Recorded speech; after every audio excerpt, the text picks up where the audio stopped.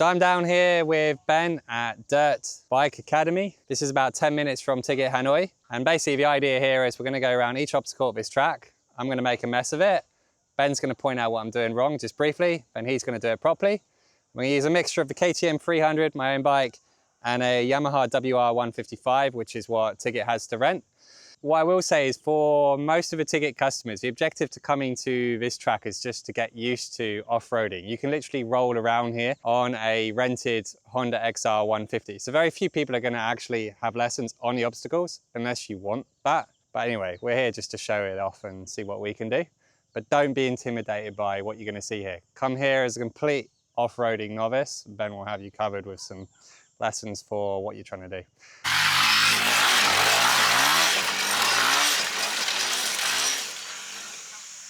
My aim for you to get you through these whoops smoothly is to practice getting the front wheel light and in the air slightly.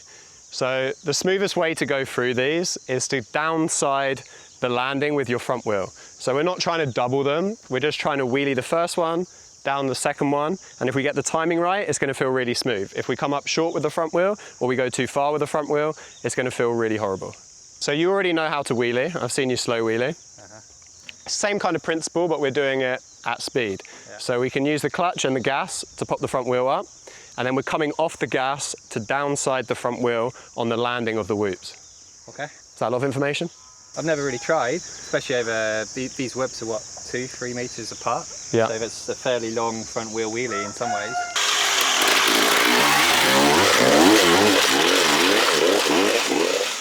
So as you could probably tell, when I rode the KTM, I was actually hitting the front wheel on the face of every single whoop because the suspension's a lot more forgiving on this bike, and that enables you to hit the top, carry more speed through. But my advice for you is to do what I said in the first place and do what I did on the WR, which is downside the landings with your front wheel.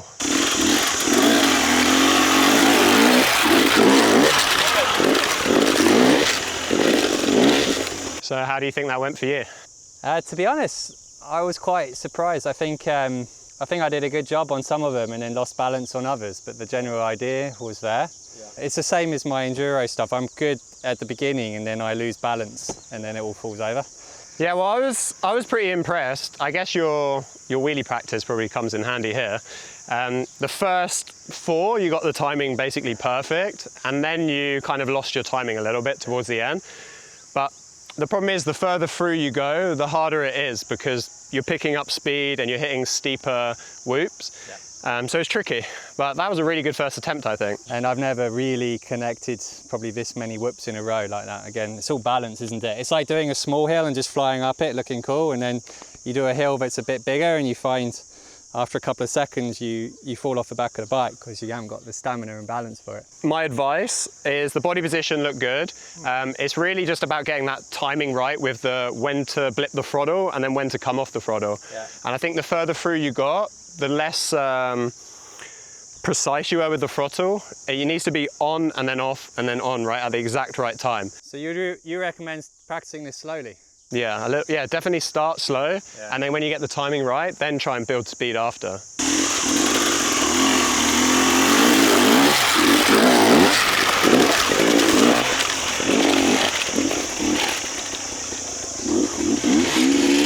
What we got here? Okay, so on this long straight on the track, we have 2 pipes to practice our enduro technique.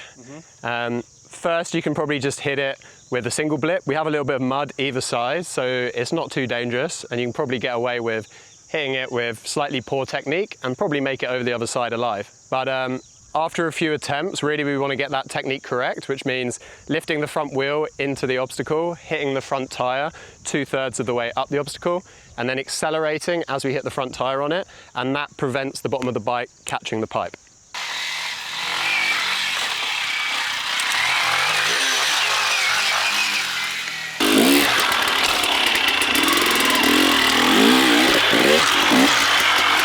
How was that for you? I did the first one with a bit too much confidence and then overshot and wasn't balanced for the second. Yeah, I was going to say the first one looked like you hit it with a bit too much speed. Yeah. And but weirdly the second one, because you screwed up the entrance, hitting it slower actually made it really smooth. Yeah. because you downsided it perfect rather than getting airtime and kind of flat landing.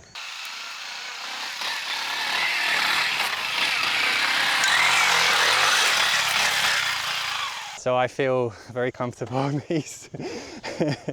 Well, at least with these bikes, it's nearly impossible to loop them out, right? You're not going to get like too throttle heavy and just fall off the back of it. Yeah. No, I do love these. Okay, next obstacle. Okay, John, are you ready to tackle your first double? Yeah, it's got a hole in the middle, which makes it a bit more scary. Never done that. But I feel the Tigit will eat up the hole when I screw it up, so I'm cool. Yeah, I think your suspension will soak it up even if you don't clear it, so we should be safe. Okay, so first bit of advice for this jump. You can see there's two quite clear, distinct lines. Tell me which line you would take, left or right? I'll be on the left here. Okay, good. So it's pretty simple. There's a really dug out hole and a rut with a big lip. We're going to avoid that. You can take it, but it's going to hook your rear wheel and you probably go on a nosedive. So we want to take the left option. The takeoff is still a bit higher.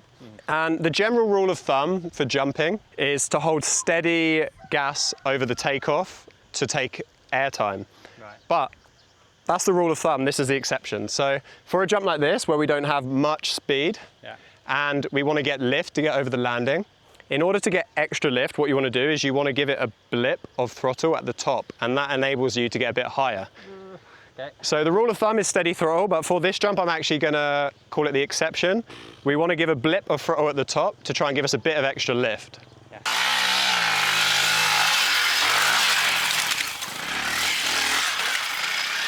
So as I taught you on the last jump, remember, head forwards and throttle off as you're in the air. It's such a common question for you, I imagine, and probably a really dumb question, but gear 2 or 3? The answer to that is the speed in which you're riding, which I don't know, but I don't think you'll be able to go around that corner fast enough to do it in third, and there's not enough time to change up to third before the jump. So I'd probably advise second. Okay. How's that? Yeah, I always surprise myself with how good I am. I was pleasantly surprised, considering that's probably your first jump with a gap in the middle. It really is my first ever, I'll call it a real jump, yeah. Yeah. And you downsided it perfectly. Yeah. Not too far, not too short. It's astonishing. So what would you do different then? Is there anything? Just go fast around the corner and stop pansying around? Yeah, I think because you were nervous about the jump, you were taking the corner very hesitantly. Yeah. You still had enough speed to do the jump because you're on a fast bike. Yeah. But I would definitely attack the corner more, and then it doesn't require as much effort for the jump.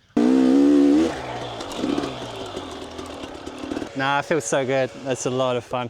I know they look a bit daunting with huge holes in the middle, but luckily our wheels are big enough that if we carry steady momentum, that shouldn't affect us at all. The only way it does affect us is if we hit the brakes or we let go of the throttle because we're nervous or scared. The only difficult part about the tyres is coming down this sandy hill and making the front wheel light enough to get up and onto the tyres. So we want to use the gas and the clutch to make the front wheel light, and then just carry steady momentum across the tyres.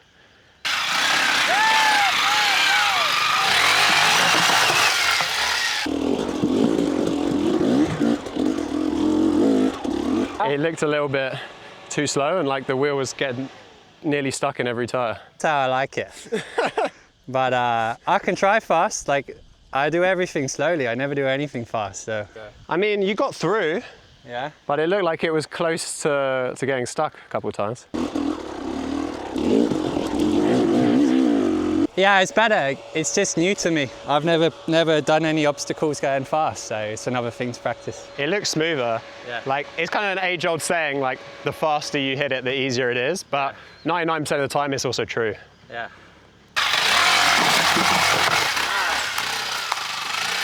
Okay, so the small tyres were really just about confidence and commitment. Yeah. The tyre steps, this is where technique is actually going to come into play. Okay. Because we got deep sand and the tyres are getting higher and higher and higher. Yeah. And there's not enough space between each tyre. There's less than a bike length. So we're going to have to use the clutch to keep the front wheel light. And we've got to try and control the traction in the sand because it's very easy to wheel spin.